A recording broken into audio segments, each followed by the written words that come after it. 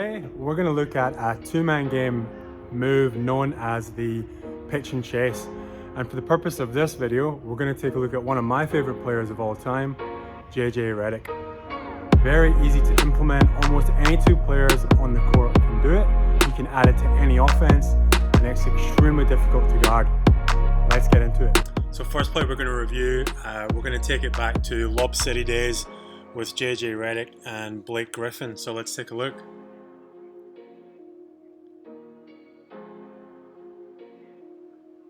Alright, so first thing we're going to notice, Chris Paul gives the ball up, then we see a little rub screen on Blake Griffin's defender.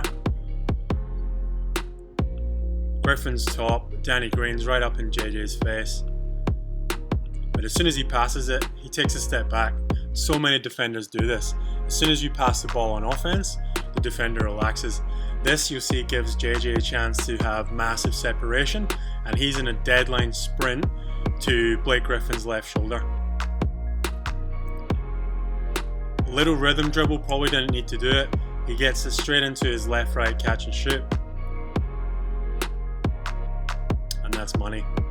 Next play, very similar, although the defender is engaged, so rhythm dribble, jump shot made. But what we see at the start, and I'll just rewind it a split second. Because the defender's engaged, you're going to see JJ's going to do a little jab step with his left foot. Let's have a look. Jab.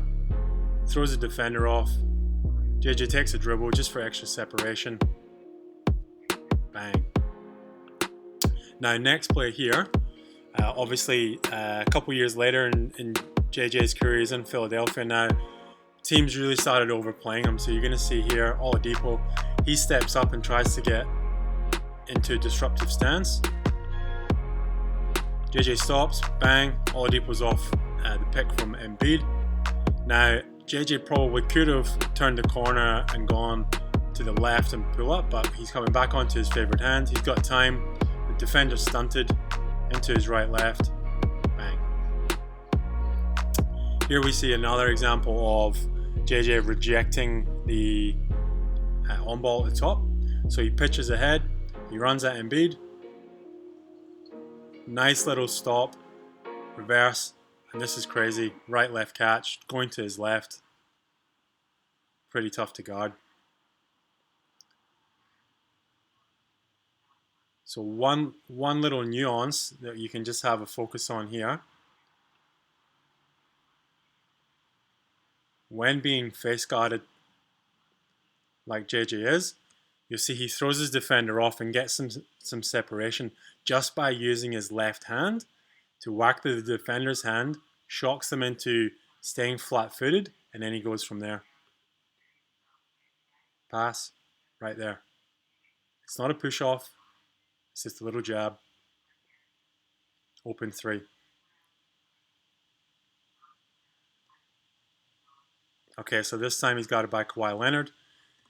The taller the player, so Kawhi's about 6'8", unbelievable length, and great hands as a defender.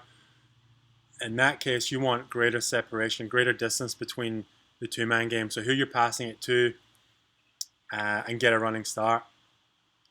Griffin catches it. JJ sprints.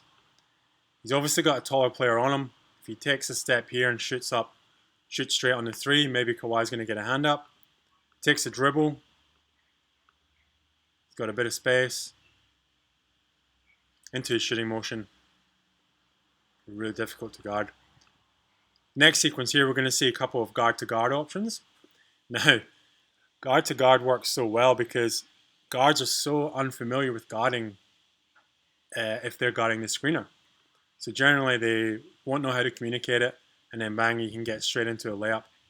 Especially if that person is a great shooter like JJ Redick is.